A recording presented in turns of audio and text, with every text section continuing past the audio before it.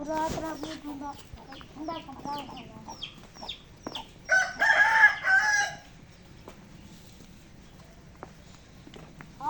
वाला ठंडा होता गरम नहीं तो अगर रिश्ता लम्बी बूती वाला भी याद रिश्ता लम्बी बूती वाला भी याद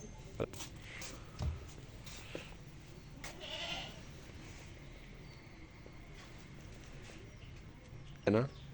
इतनी खाई लगती है ना